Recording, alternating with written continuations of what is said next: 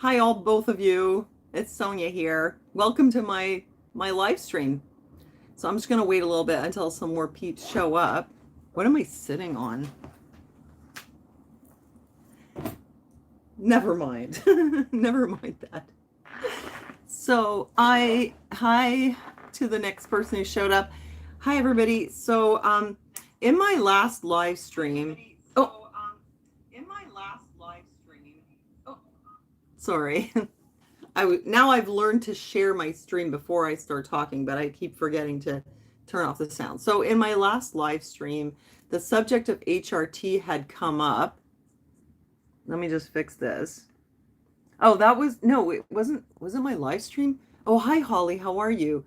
No, it wasn't the live. It was this little video that I posted about your first day as a real girl. Hi, Armor of God, welcome.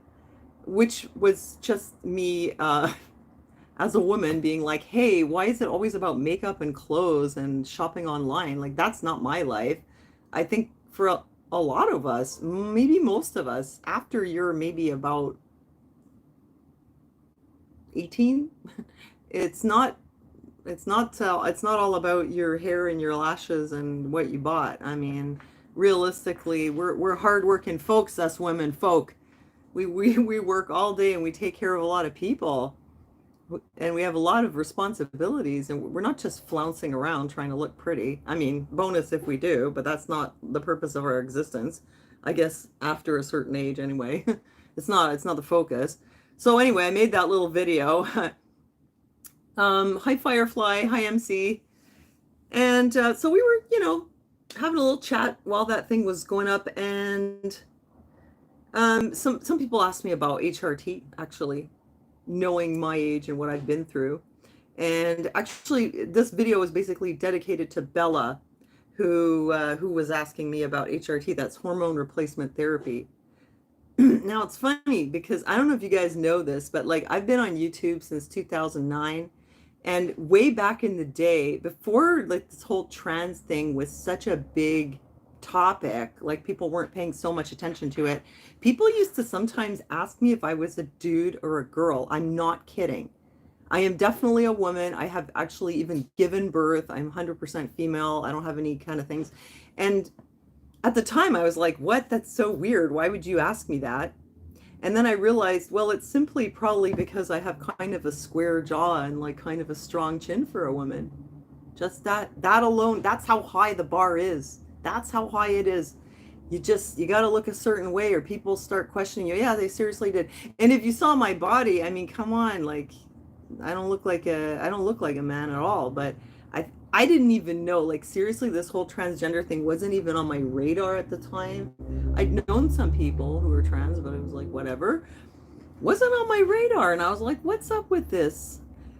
Anyway, so I'm going to talk about HRT, but it has nothing to do with transgenderism. It has to do with regular women having menopause, which is kind of a cringy subject for some people, but it's a very big deal. It's a very real thing for, well, basically all of us who live past the age of 45 to 55. We're all going to have to deal with it, and it's weird because it's like this kind of taboo topic still. I mean, they've kind of gotten better about girls having their periods, but menopause is still taboo. And I think that it comes down to the fact that women aging is taboo, that we're not supposed to get old. And as a woman, I feel like that's still a really big thing, that you're kind of you're treated like you're kind of irrelevant once you're older, unless you're, a great, you're a big grandma, you have lots of kids, or you're like a power businesswoman or something really outstanding, or you're famous or something. I mean, as a woman, you definitely feel that a lot of your power is in your beauty, and as you get older, people just don't treat you the same way. But I mean, whatever, that's life. So along with the fact that we're not supposed to age is the fact that, you're not supposed to talk about menopause at all. Like, that is a big taboo because it's like tied in with aging, which we're not supposed to be doing. And like people just can't deal with it. But the fact is, like, I know there's a lot of women in my audience. A lot of you guys are like, the age group for my audience is mostly 35 to 65 or something like that. Hi Reg. Hi, everybody. So like a lot of you are dealing with this, and like quite a few of you are like right around that age. And I went through menopause a little bit on the early side. I was 45, which it's not considered premature, but it's right on the line. Anything before 45 is called premature. So I just barely made it that it wasn't premature, but it was about as early as it can be without it being like really abnormal. So I wanted to tell you a bit about my experience and how I tried to do it the natural way and how why I ended up going on HRT after all and what kind of HRT I chose. And today for a change, I'm going to try to stay on topic. I really love seeing you guys in the chat and interacting with you and getting your input while I'm talking, but it's a bit distracting for me sometimes. Not that doesn't mean I want you to stop, but just to let you know, like it'll sometimes send me off on tangents and I'll have these like really long discussions.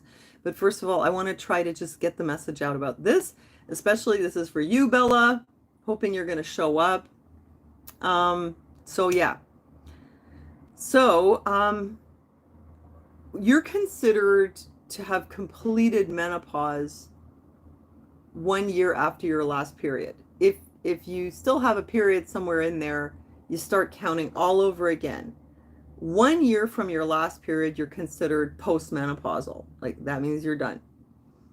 So now let me think. Actually, my last period was the year that I went to Cuba, which I think was in 2016. So that was when I was 45. So I guess officially I was postmenopausal at 46, not 45, if you think about it. But so the 8 years, oh, wait. No, because I went on HRT in 2019. So 2 years after being officially postmenopausal, I ended up deciding to go on HRT.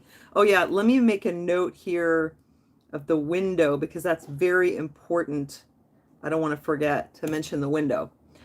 So what happened was, I guess when I was like right around 40, I started having some symptoms like your periods get more spaced apart, but actually before that they get closer together because your body's like trying to make a baby, last chance, like going out of business, sale, giving away free babies, free eggs everywhere. So you're having periods like maybe 3 weeks apart or 3.5. And then it starts to stretch out. So that started to happen and I started to miss them occasionally. Hi, Leslie. Oh, okay. Interesting. So it was from surgery. Okay, that must have been kind of brutal because it's like all of a sudden. So they stretch out and then it gets longer and longer and you end up missing ones in between. So this started happening to me and I had sometimes these like very slight hot flashes and honestly, I had no idea what I was in for and I was thinking, oh, well, this isn't really a big deal. Like periods, who needs them anyway? I've had enough. I'm so done. Hi, Olivier. So when I had those first few hot flashes, I was like, bah, I can live with this. No, I can't stop popping. No, I am not trans. And it's funny, I asked that because I actually brought it up at the beginning because I said people had asked me even back in the day if I used to be a guy because I guess I have a strong jaw and a strong chin. I'm definitely a female. Birthing, breastfeeding mama here. So a real, cisgender female. I'm talking about HRT related to how women use it, which is menopause. So, where was I? What did I say about getting distracted? Oh no, guys, where was I? Yeah, I started having these like sorry, that's my shoe. I started having these like slight symptoms, a little bit of hot flashes, and I just thought like, oh, it's not that bad, how bad can it be? Little did I know. I mean, really, I had no idea until I went through it. That's why I do want to talk about it again. It just started happening to you. Okay, this is for you, my dear. It really is. And when I went through it, I didn't have anybody to really talk about it. Even the doctors. I guess I'll get into that. Maybe I should say it now before I forget. I started having fatigue then, and I started having trouble sleeping. And I continued having hot flashes, which I thought weren't that big of a deal. And I started having like more emotional ups and downs, but mostly fatigue, which might not be because of that. It might be something totally unrelated, and I still have it. So I did finally go see a gynecologist. But the thing was, the gynecologists that I saw, they were all men. I would come in and they'd be like, yeah, you're in the age. Here's the pills. Go home, take these pills. You'll be fine. And nobody really talked to me about what happens if you don't take them. And they didn't even really talk to me about what happens if you do take them. Hi, Uncool. Nice to see you. And what I had done was my own research where I had read on the internet. And at the time, when you're looking for information about HRT, God bless you too, Uncle. Thank you. Mostly what you would come across was it raises your risk for breast cancer. So my mother had had a tumor that was removed and she was fine. Also, another female close relative of mine had it. So I was more scared of the breast cancer, honestly. And so I didn't really want to do it because I was like, oh no, these pills are going to give me cancer. And so I thought, well, maybe I'll just ride it out. And people were telling me, you'll get through it. Or they'd be like, yeah, I went through that. And it's like, oh, you went through it. So you came out on the other side and you're okay. This person in front of me, and she's telling me, oh, yes, I went through that too. And so I'm taking that like, okay, so there's the light at the end of the tunnel. You still look good. You still have all your mental faculties. You haven't fallen apart completely. So I guess I can do it too, That's what I thought. I didn't realize it's quite different for everyone. So the doctors would not talk to me very much about the risks and benefits, and they certainly didn't really talk to me about the risks of not taking it. The way it was phrased was kind of like, you should take it because it'll improve your sleep and your energy levels, and it'll help your skin look better. And that's pretty much it. No one ever really talked to me about what happens if you don't take it. So anyway, I'm going to come back to that. What happens if you don't take it? Fans blowing on me? It is? Really? I didn't see it. So what happened was I thought I would just tough it out. I really thought it would get better. So I kept going like that. And you guys know I did quite a bit of videos like during those years. I talked about the struggle I was having. At certain points, I had really bad sleep problems. Like I couldn't fall asleep. I couldn't stay asleep. I'd wake up in the middle of the night, lit up like a Christmas tree. Why do you keep asking me about poutine? No, I don't like poutine, actually. I hate it. Blah. So gross. I'd wake up. I wouldn't feel rested. It was just like I had the worst sleep. Okay.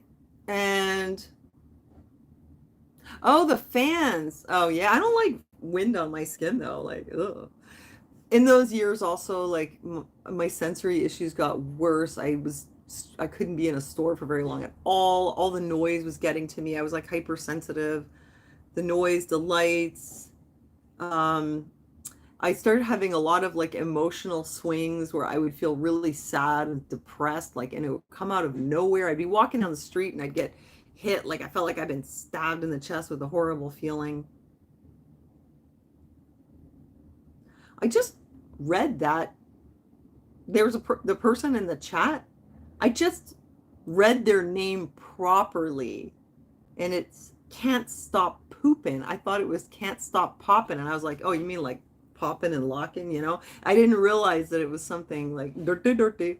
Anyway, thank you, Olivier, for keeping it clean. Thanks for keeping my chat clean. Thanks for cleaning that chat room up. Yeah. So I was trying to tough it out. And the thing was, like, it never really got better. It actually got harder and harder because I was having worse and worse sleep, and I was having more and more emotional roller coaster. And another thing was I was having more and more brain fog. And it was like every year, everything just got harder and harder and harder. It was like, man, you guys know me. Like back in the day, I would read through my Facebook feed. And I had like a photographic memory. If somebody said to me, yeah, what'd you read on Facebook? I bet you don't remember. I was like, yeah, I remember. And I'd remember all the images, So then I'd be like, yeah, I remember that article. I remember that article. Remember when I used to do these videos and I'd be like the encyclopedia and I'd always be like looking up. It's because like the way my memory works is like when I'd look there, I'd see like a visual recollection. Did it again. Forgot to mute my Telegram. Sorry, guys. As I was saying, it affected my memory. So I used to like, have this very visual memory and I just sort of like photographic kind of memory. Well, that was like getting like disappearing. And I'd be like, I don't know what I just read. I literally even read the whole article and I was like, I don't know, man. I don't know what I read. And I was just like in a fog, like all the time. And it was just like so hard to get anything done. And basically, it just felt like life was really hard. I was like tired. I couldn't sleep. I had emotional ups and downs like ridiculously all the time. Basically, it was like going through puberty, but in reverse. Like all the moodiness of a teenager, except you're turning into an old lady, a moody old lady. Sucked. Just looking at the comments. So the hot flashes was like not the worst of it. There was one thing I noticed about them was that actually the more stress I had, the worse they were. Because I remember when I was in Montreal in the summer of 2016, and I was very, very stressed. And this had to do with something that was going on with Aaron. And I was having back to back to back hot flashes like all day long. And I was thinking it's because it's hot. But then I went on vacation to Cuba. And man, when I got there, it was like I was shell shocked. Like I'd been under so much stress here with it was Aaron's health issues and with Gunner, and I was so stressed. Um, when I got to Cuba, the first couple days, it was like I was kind of shell shocked. And then I came out of it, and then I didn't have any hot flashes the whole time I was in Cuba. And I was like, huh, that's weird. So maybe it is also stress related. So I noticed that. But anyway, I was still trying to tough it out. This went on and on. Then the weight gain started. I went to the doctor just for like a checkup, and he weighed me. And when he told me what I weighed, I was like, no, there's no way. And he said, are you saying that my scale is wrong? And I was like, I guess not. And I had gained like 20 pounds. And I was like, when did this happen? Because I was eating the same. I wasn't overeating. So there were all these issues. But then, like, in the end, it was the sleep that made me decide to go on HRT. But also that I found out that there were benefits and that there were risks to not taking it. And this is not medical advice. I'm just sharing my experience. I'm sharing with you a little bit of what I learned. And a lot of it you can find on Barbara Taylor's channel, which is called Menopause Taylor. And she is a doctor, so you can listen to her. She'll give you medical advice. But I just heard it from Barbara, So I suffered for 8 years. Okay, I had the menopause, and I thought, okay, now it's going to get better. I mean, it's got to get better, right? And it didn't get better. So I was disappointed. And I was like, oh my gosh, this is destroying me. Like, is this ever going to get better? Am I ever going to come out of this? Like, somebody said to me on YouTube, oh, I went through that. And after I got through it, I was like my 10-year-old self. So I was like, great. So I'm going to feel like I'm going to have energy again. I'm going to feel like I want to live and I'm enjoying my life and I'm not suffering all the time. Is that what's going to happen? And it didn't happen. It was really, really rough. So this went on for 8 years. I had a menopause at 45. Well, my last period of 45. A year later, I was officially in menopause, and it was just as bad as ever. So then I started thinking about maybe I should reconsider the hormones. Now, what I was scared about with the hormones, there had been this big famous study, and okay, there had been the stuff on breast cancer where they said it increased your risk of breast cancer, but there was this big famous study, I forget what it's called. It was oh no, Gunner's snapping toy guns. Gunner, stop doing that. I'm talking to people on the internet. Gunner, please. I'm doing a live and I don't want to hear guns in the background. Toy guns. Because it's distracting. So there was this study. I can't remember the title of it. But anyway, it was really big. It involved a lot of women. And they came out of that study saying they thought it raised the risk of dementia. And that really scared me because there was some dementia in my family. And that it raised the risk of heart attacks or something like that. Like all the things that I was afraid of, cancer, heart attacks, dementia, apparently, according to the study, they had higher rates of it. So I was really scared off. I was like, oh, I don't want to do that. I'd rather suffer. But in the end, it was so bad that I ended up going on it. I later found out, though, that study, it wasn't perfect, let's just say. So the women in it had already been postmenopausal for more than 5 or 10 years. Like, I think they were much older. They were in their 60s and plus, and they had been postmenopause for like 10 years, and then they went on hormones. And that's the group that then had more dementia, more heart problems, more cancer, whatever. Why did they do it? I don't know. It was a study, and I guess they were testing to see if it helped women. Like, if you could go on it much later, would it improve your health? So they, I guess, volunteered for the study. Turns out it's not a good idea. Turns out they know now that you have a 5 to 10 year at the most window from when you finish. Oh, the herbs. Yeah, I do want to talk about the herbs. Let me make a note of that. You have like a 5 to 10 year window after you finish your last period or your menopause. And during that window, you can go on HRT. If you go past that window, you can't do it anymore. The way that Barbara Taylor explained it was that your body knows what to do with the estrogen. If you've been without it for a little while and then you reintroduce the estrogen, your body will know what to do with it, and it's safe to use it, and it'll help you with your symptoms. If you wait too long, your body will forget what to do with the estrogen, and then it's not safe anymore. That's what Barbara Taylor says.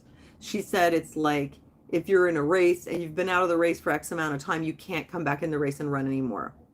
So there is a window during which you can go on HRT. I was within that window, and I'm glad that I was like on the closer, like lower end of it. Because, yeah, I mean, that study really scared me, but it probably had something to do with the fact that these were women who were 10 years out. So now the problem is that we're worried about the side effects of the medication, but what are the effects of menopause? Because they have, sorry guys, damaging effects on the health, as I found out. And I have to live with this now. I have to live with these effects forever. I mean, I don't really know like how much of it can be reversed at this point. I'm glad that I did go on HRT before I did more damage. Thing is, I found out randomly one day that you don't only produce estrogen in your ovaries. Apparently, some of it's also produced in the gut. And so there are some women after menopause, they produce no estrogen at all. And some of them, they still produce a tiny little amount. And apparently that tiny little amount it makes a difference. It's a difference between like, it's kind of like if you had any other hormone missing in your body. If you have a little bit of it, it can still keep certain processes going. Whereas if you have none of it, the stuff shuts down. And mainly that had to do with the bones. So you need a little bit of estrogen for your bones to stay strong. So some women, even after menopause, they're still producing a little bit of estrogen, and it's enough to keep their bones going. And other women, there's none, and their bones are gonna deteriorate.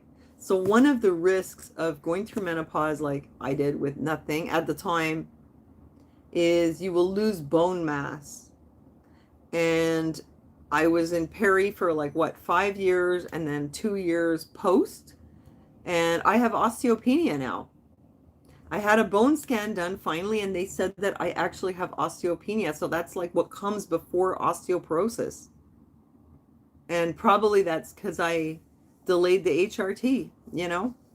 So that's one reason that women go on the HRT, is to protect their bones. When I went to see my doctor, nobody talked to me about that.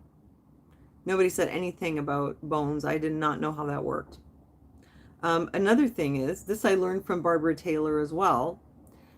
In the absence of estrogen, the woman will lose some brain cells, apparently. Like, our brains will shrink. That's what she says. Post-menopause, your brain gets smaller. Are you guys still there in the chat? I'm talking to myself. Well, I hope Bella watches this after, because this was for you, Bella, mostly. So, yeah, apparently when you go through menopause, your brain shrinks. Or you lose some brain power. And I'll tell you, I definitely felt that one.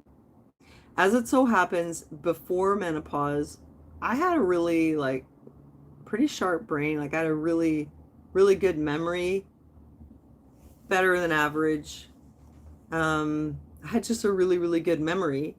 So I I feel like I'm lucky I started out with more memory than most people because I really lost a lot of it during the menopause years, which was really weird because what was I supposed to do without that brain? Because that's what I did. I always was like really smart. I could remember lots of stuff. That was like my superpower. Now I'm just like a regular person. Although I have to say it did help on the social end because before, with this very active memory that I had that was always like collecting a lot of information, I tended to talk a lot about information. Whereas after menopause with my shrunken brain, I I I just got along better with people, you know. So I just kind of became more like everybody else. But yes, it definitely does do that, and it's like I really noticed the difference. Whereas before, like I said, if I would look through a feed or I read an article and I remembered everything, and now I don't. Like I'll have to make notes, and yeah, telomeres. Yeah, well, telomeres get shorter as you get older, and apparently once they get really short, then you've reached your date of expiration. But here's an interesting thing about telomeres that I saw this in a program which was about, I think it was about parents of autistic children and how much they struggled and went through stress raising their children and how stress shortens your telomeres. And one of the women had created a support group, and they discovered through research that helping other people lengthens your telomeres. Social interaction involving like being of service and helping and supporting other people lengthens your telomeres. So I did remember that. But they won't just grow back naturally. But I think another thing was like humor, which was why they sometimes like bring clowns into hospitals and stuff like that. Ginkgo biloba, somebody asked about that. That I did try it. I'm one of the people who had really bad side effects from it. If you look up ginkgo biloba aggression, you'll discover that there are some people, hi anonymous, who take ginkgo biloba and it gets them wound up and it gives you a personality change and makes you aggressive. That's me. So I stopped taking it. But what ginkgo biloba does is like a micro vasodilator, like it'll dilate like the microscopic circulation in your brain, like the little veins and stuff like that. So like apparently, I mean, I'm not a doctor, as if you didn't know.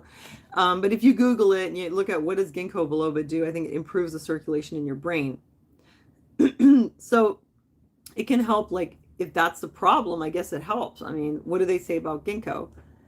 But in this case, like if your brain has been pruned because of the absence of a hormone that's essential to you maintaining your organism, taking some ginkgo isn't going to make you regrow a brain. Yeah. So I tried it, but it didn't do anything for me. So your brain shrinks, your bones will weaken without estrogen. The belly fat that I have, like many of us, that's because when you stop producing estrone, makes you gain belly fat, like specifically. And does it make you grow new fat cells? I don't know, is that even possible? But I didn't have belly fat before, but it really does grow on your belly, and it's just about impossible to get rid of. And more belly fat means more risk of heart disease. So it's a health issue. And that's what happens when you lose your estrogen. And then there's the looks aspect, obviously, like the skin, the hair, and all that kind of thing. But I didn't find out these health risks until after. And I was like, wow. So I already have, sorry, I already have the osteopenia. I have definitely lost brain power. And I have some belly fat. I mean, would it have been different if I had taken HRT right away? Maybe. Maybe I should have started it like way before. So actually what I tried to do, yeah, now I don't, if people talk about menopause, I'm like, seriously, look into your options, like look into what's out there and look into the benefits of doing it, because you don't want to be me. So what I did at the time is I tried to use like natural HRT, clover leaf, soy base, and I had this thing, it was a formula from Adrien Gagnon, and it did kind of help. I mean, it helped with the hot flashes, so it was doing something. I found out much later the estrogen raises your risk of uterine cancer because estrogen makes the uterine lining thicker. That's if it's unopposed with progesterone. The reason you have to take the estrogen with the progesterone is that your uterine lining is just going to keep growing if you just keep taking estrogen. The progesterone keeps it in check and will like thin it out. So that's why they give both. So there's some concern that if you're taking even phytoestrogens without them being opposed with progesterone, is there a risk? You know, at the time I wasn't thinking that. I was like, well, it's just, it's phytoestrogens. How bad can it be? I never thought about it. I mean, if you're taking it before when you're still getting periods and so you're still producing progesterone, I would imagine that that's considered a balance. But what about after menopause? You're taking phytoestrogens, still estrogen. You'd have to check because there's some concern now that it might have that same risk as if you're taking some other kind of estrogen. So I did try to do those phytos, and I did that during my like perimenopause years, like before. And then I guess 1 year after I was officially postmenopausal, so when I was, I guess, how old was I then? 47? I guess I was still 47. It was like January or February of 2019. I finally went on HRT. Now, I'd been to a few doctors and they wanted to give me pills. I am terrible at swallowing pills and I was really not comfortable with it. I was really worried, like, what's it going to do to my liver? What's it going to do to me? And I couldn't imagine swallowing pills all the time. It'd be like being on birth control, like forever, right? I really didn't want that. So I finally got a doctor who was willing to prescribe me something else, but it took a long time. And that had a lot to do with why I wasn't on it for so long. And I found out the reason they kept pushing those pills on me is because they're covered by the government.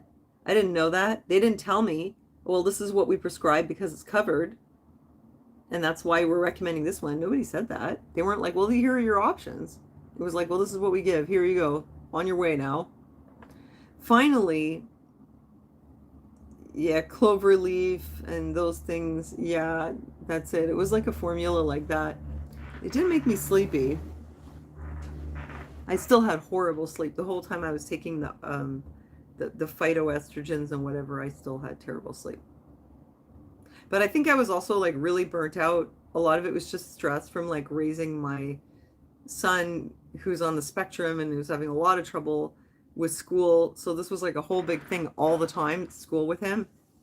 I ended up having to take him out and homeschool him. And so it was pretty much me and him. And then the rest of the time I was just caregiver. So I was like in a very isolated, closed world. I mean, it's not healthy that the only people in your life is like your disabled partner.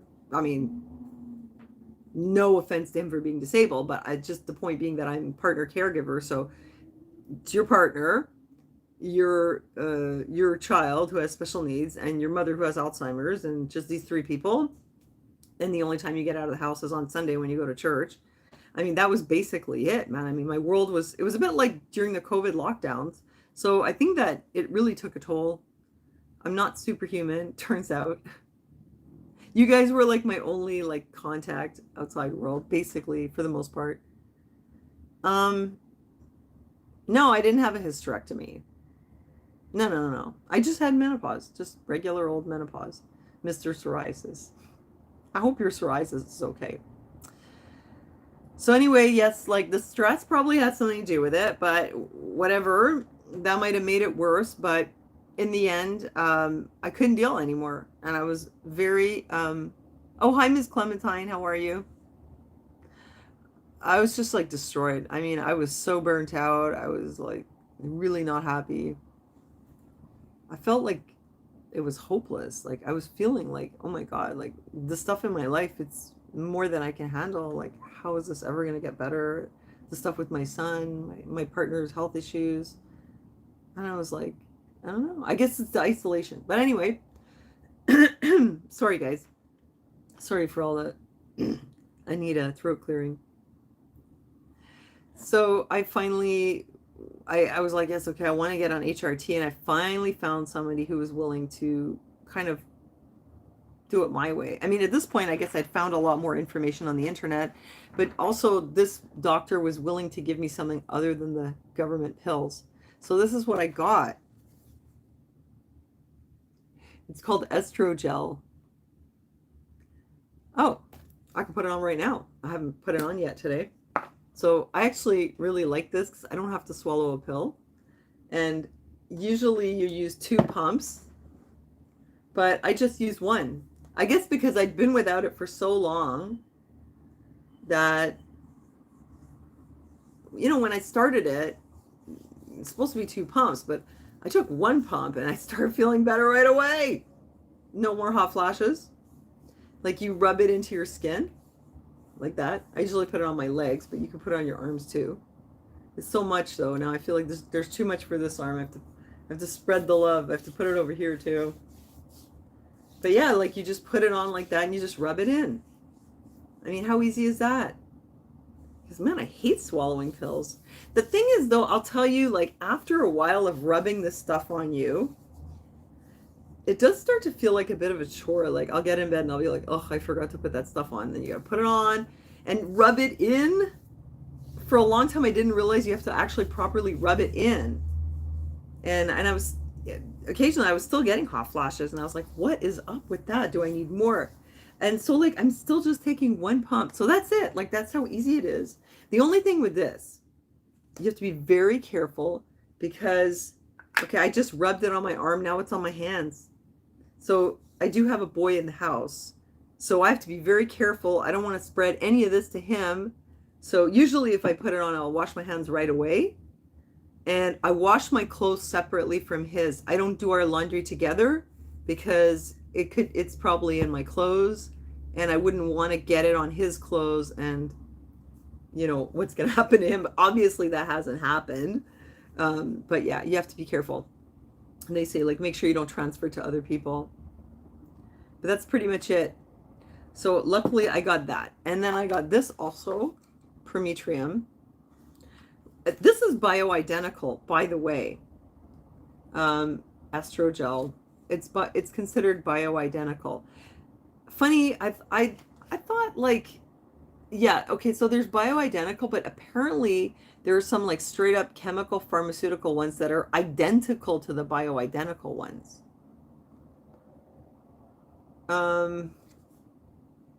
Not sure exactly, like, what's the difference, like, if one comes from animals and one doesn't, or what.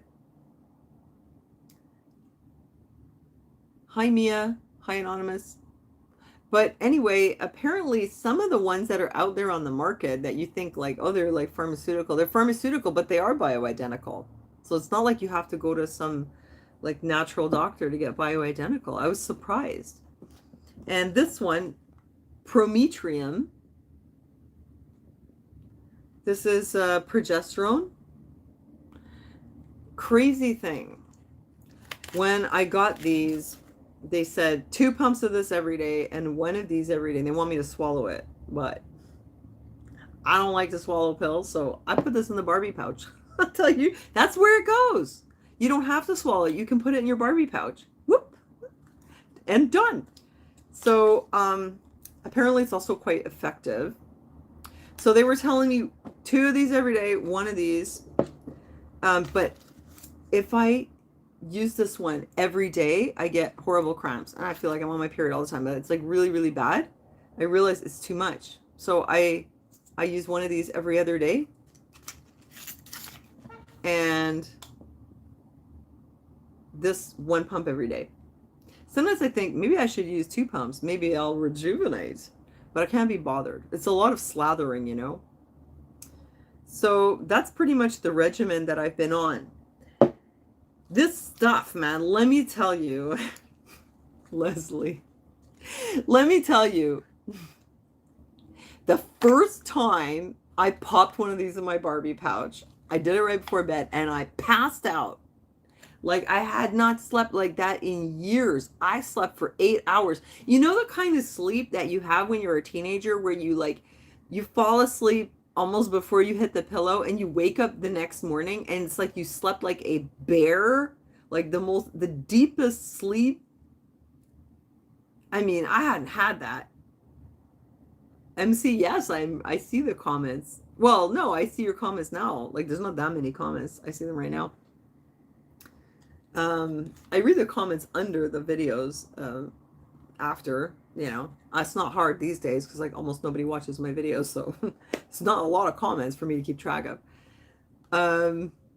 So yes, like, oh my gosh, Bella, I know you're not here right now, but this is for you, girl. Let me tell you something. The first time I took one of these, I had not been sleeping properly in years. Like I said, couldn't fall asleep, woke up in the middle of the night, lit up, like I had gotten into a bag of Peruvian marching powder. I said, what am I going to do with all this energy? Why does it come in the middle of the night? Now I'm going to go put my shelves up because I got nothing else to do. What am I going to do? Lie here and do Sudoku all night and wait for something to happen that I can go back to sleep? It was really, really rough. I'd wake up multiple times. I felt like I was never in a deep sleep. Pop one of these in the Barbie pouch. Oh my God. Best sleep I'd had in years. And I was like, why did I wait so long? That's crazy. I was scared, but turns out it was a good thing. So yeah, but it's every other night. So I have like one night of really good sleep and then one night of like so-so sleep, but it's a lot better than it was. But man, what a difference. Yes, the C60, that's another thing. Oh, I have a lot of sleep problems though, you guys, because I have restless leg syndrome. I don't want to get off on a tangent, but that's a separate issue. I've had RLS since my pregnancy. Now, the best thing that I discovered for that was staying very hydrated. I've used some herbs, which kind of worked, but you guys know that's another story. I've also had a prescription, which I try not to take too often. And what happened with the C60 was I was taking it. Yeah, I still don't have like the best sleep. I was taking it, and the first day I took it, I like conked out. Yeah, so the first time I took it, I slept like a bear for 8 hours. After you take it, many times, it doesn't do that anymore. But the nights that I do use it, I have a better sleep. These days, my sleep is really good. But I mean, if we're looking at like a couple of years ago, I was still having some problems with my sleep. It wasn't like a magic bullet kind of thing. And what happened with the C60 was they sent it to me in the mail. I didn't know what it was. And I was like, whatever. I just took a big spoon and I fell asleep for 2 hours, like really deeply. And I was like, wait, what just happened? So that is a separate problem, which is that my legs have this little electrical impulse that goes like, it builds up and then it goes like zzz, zzz, and it does that about every 5 seconds to 15 seconds. It'll just go like so, and it's just usually like it could be in the right leg, lower leg, or the left lower leg. It could be in the right thigh or it could be in the left thigh. Sometimes it's in my back, sometimes it's in my shoulders. It could be in my arms, but I mean, it's usually not that bad anymore. But before, I would get it in my spine, in my arms. I couldn't sit in a chair like this at this time of night. I'd have to stand and I'd be wiggling around because I'd get those like impulses. It's like an electrical impulse that make my leg jerk. And apparently 25% of women get it when they're pregnant and only 3% of them keep it forever, and that's me. So that's a separate problem from menopause, and I had that one before as well. The two together, it was a nightmare. The HRT, it did help me with my sleep. It wasn't perfect. What happened with the C60 was, it's kind of weird because I don't know how that works, but that first day I had better sleep, and then over time, my RLS is not as intense as it used to be. It used to be very, very hard for me to go to sleep. It was, like I said, I couldn't sit in a chair like this at this time of night. I really had a lot of trouble, and usually RLS gets worse over time, and somehow it seems to have eased up. I mean, it's still there, but my legs are like more restful. And some nights I have really good sleep where I have, when you like power sleep and you have these really intense, crazy dreams. And I used to have that all the time when I was younger. And then it just kind of stopped. And then now, like sometimes, like in the last couple of years, I've had this like really intense sleep with these very, very intense dreams. No, no melatonin. I can't take melatonin because it makes my legs worse. It gives me the Jimmy legs.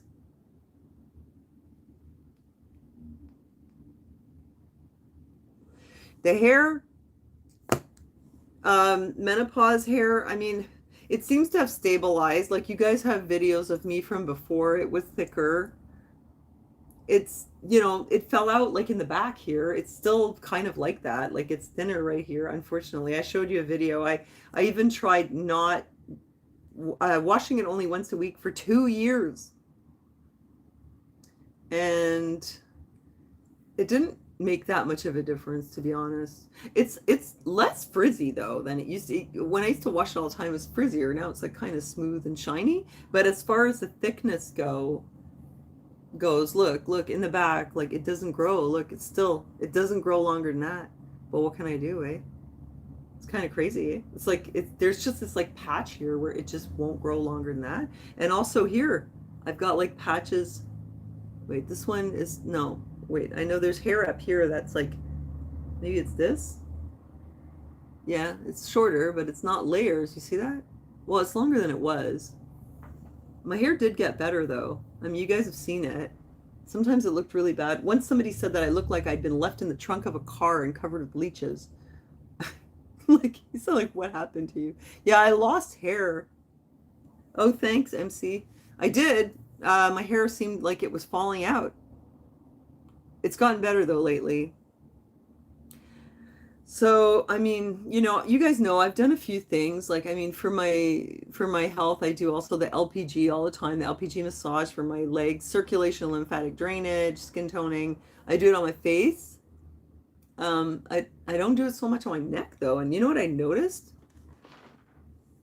Better and the C62 that I put here when I was doing that quite a bit. My neck isn't as good as my face. So, I don't know. Maybe it was the sunscreen. I don't know. It's hard to tell, eh? When you do a lot of different things, it's hard to know what was what. But my hair it seems like it's not as dry as it used to be. You guys see that?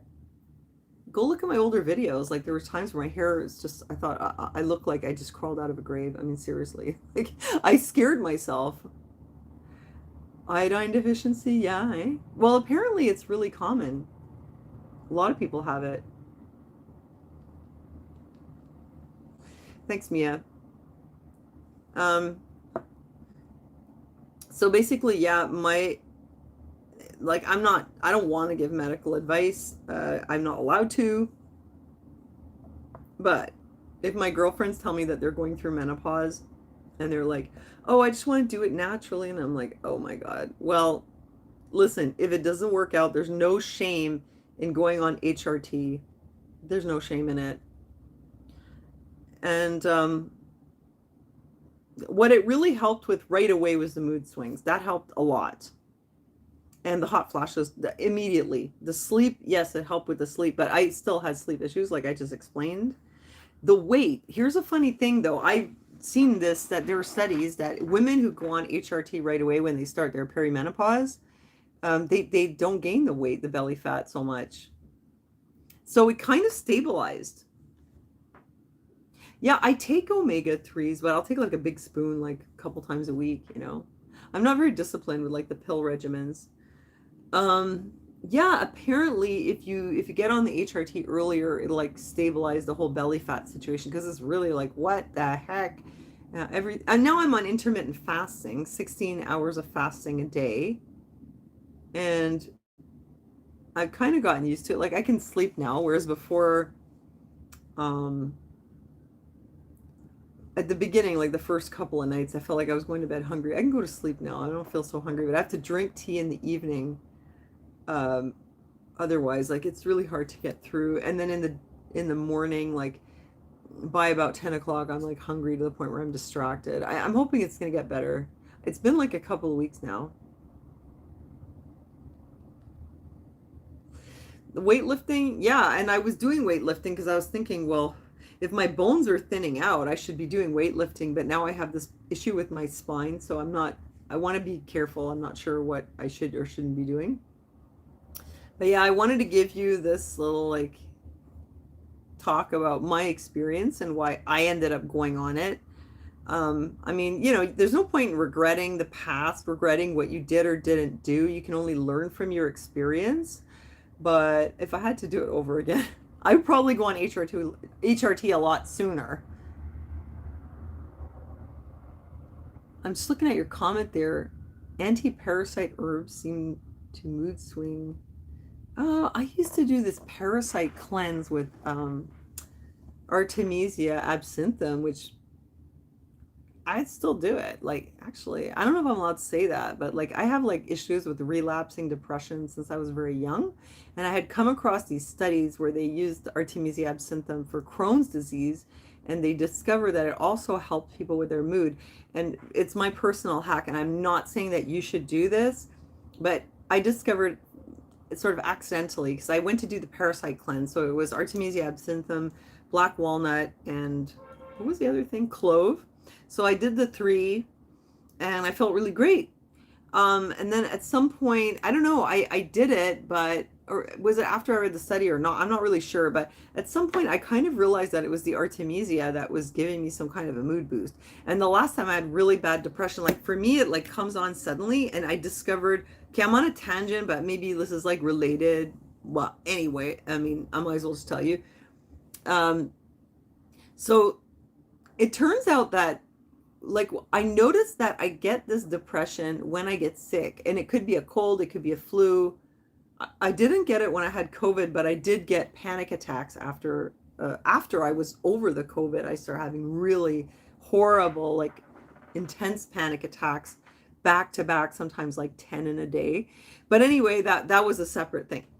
But often, let me know if any of you guys get this too. When you get a cold or especially a flu, that you start feeling really like depressed. And me, like the depression, it's really extreme.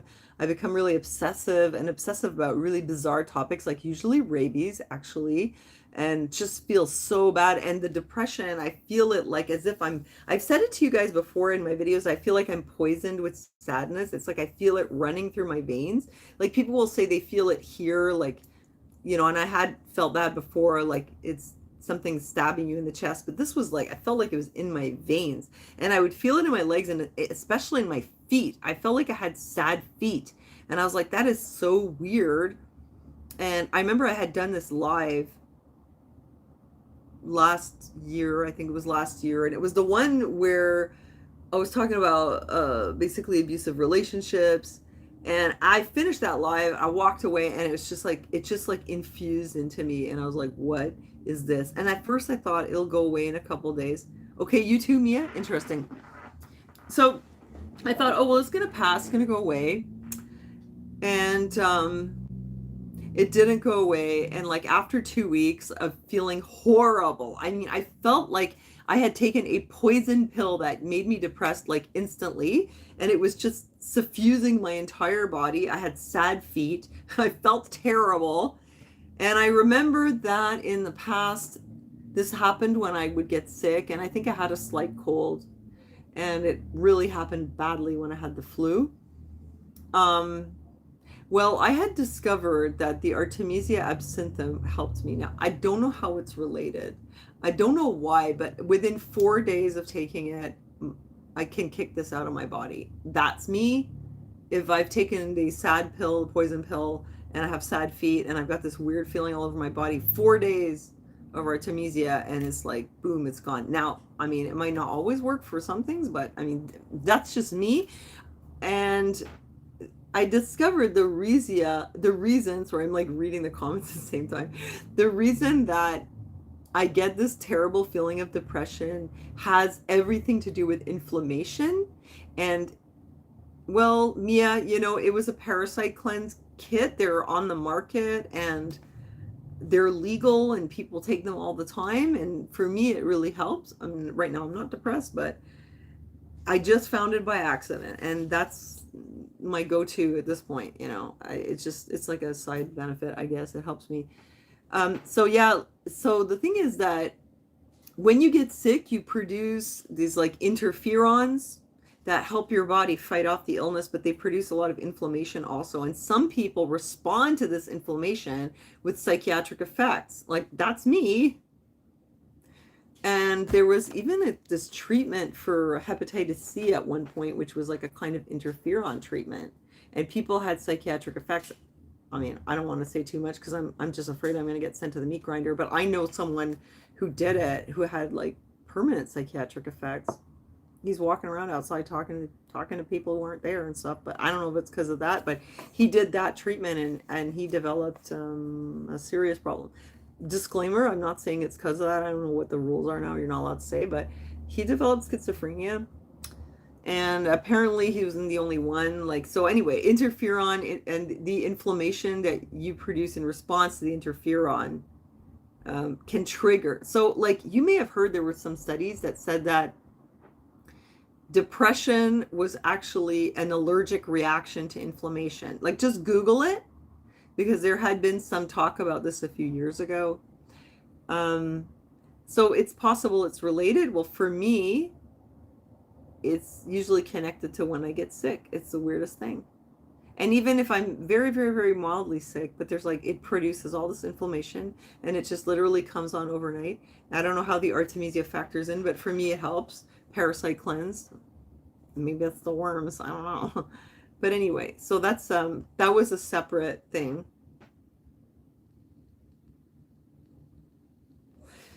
And like I struggled a lot with depression during menopause.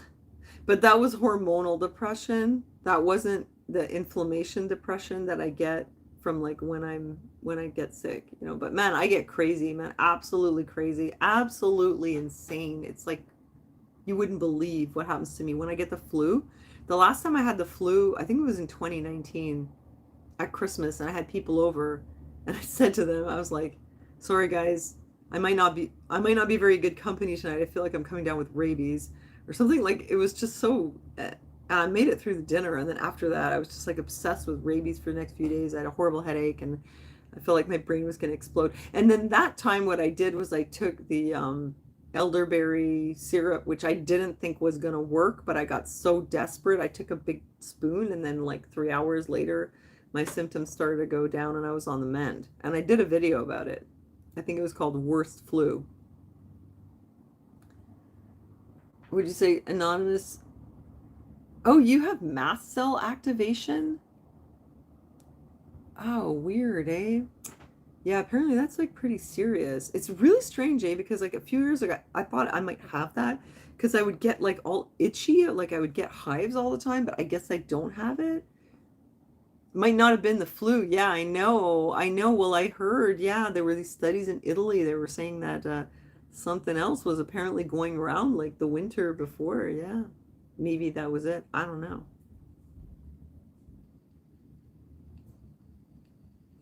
But I get like that with flu, even with colds.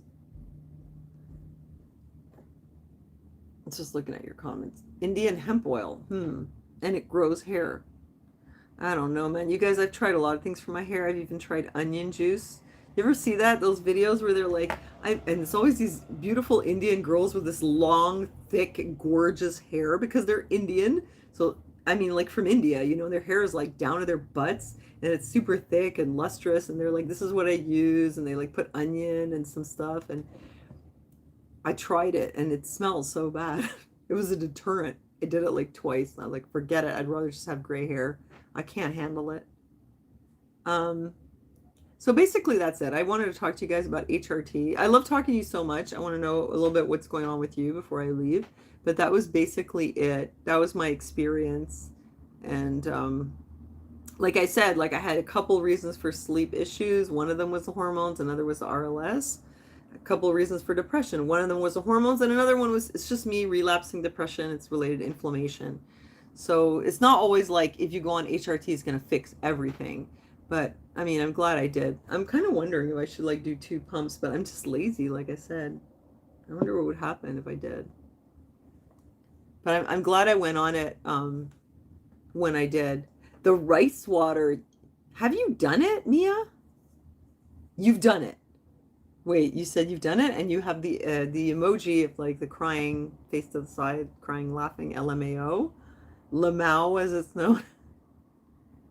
So you tried it, Lamau. So I guess it didn't work. It was a big pain in the butt. Did you look like one of those Chinese girls with the hair all the way down to their knees?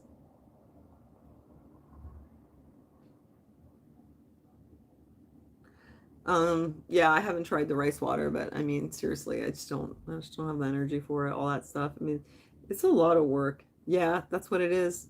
New kettle of old gout. Yeah, that's what it is. But that's why I said specifically Artemisia absinthium. Did you get your levels checked? Are you talking to me? What levels? Hormone levels? Can I tell you, when I was going through menopause, I went to my doctor. I said, I think I'm having menopause. Of course, he just gaslit me as usual. He told me I was anxious and I was overweight. It's like, it's his answer for everything. It's because he does the face. He's like, Sonia, don't eat too much because, you know. Anyway, besides being fat and wait, what do you call it? Fat and hysterical. Um, he did my blood levels and he goes, oh, look, your estrogen is still very high. And I go, yeah, but look, my FSH is at 100. And he didn't even know what that meant. That's your follicle stimulating hormone. That's your like going out of business blowout where like all your FSH is pumping out like crazy. When it's at 100, it means you're like right on the corner of menopause. He didn't even know that. So I was like, you see, I told you something was going on. And then the next time he did my levels was a year after my last period. He goes, you're postmenopausal. And I was like, what did I tell you? It's kind of weird how like a doctor will not even believe you when you tell him something so simple. Like, I think I'm having menopause. And they're like, you're too young. Can't be.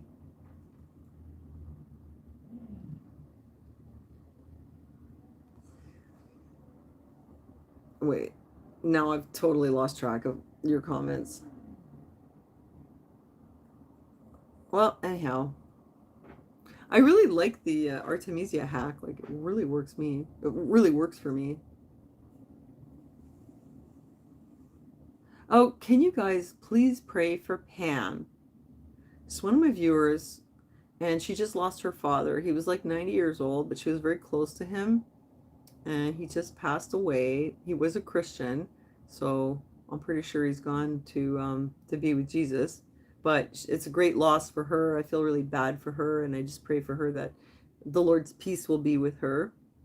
Thanks, guys. Pam is so sweet. And yeah, she must have been very close to her dad. So sad for that. Sorry for your loss, Pam. Oh, hi, Susan. Oh, you too, huh? Yeah, me too. That's when it happened in the 40s. So, okay, I hope that Bella watches this video because it was Bella who like inspired me to make it. Because I don't want anyone to suffer like I did. Because it sucked. It really did. And I feel like it kind of really screwed me up. It, I mean, I feel like I'm never going to be the person that I was before. And some people even said, um, you've changed. And it's like, yeah, I had menopause and it like almost destroyed me.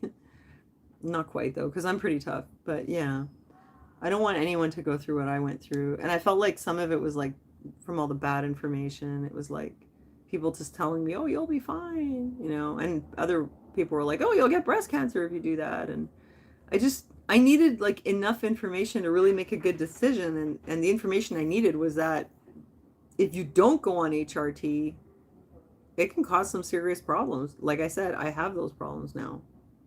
But, you know, life goes on. It could have been worse. And I guess like, yeah, I have a friend who went through it. She's 70 and oh my gosh, she looks great. She's gorgeous. She just went traveling all over Europe and she's fine. And she didn't do HRT. I guess she didn't need it.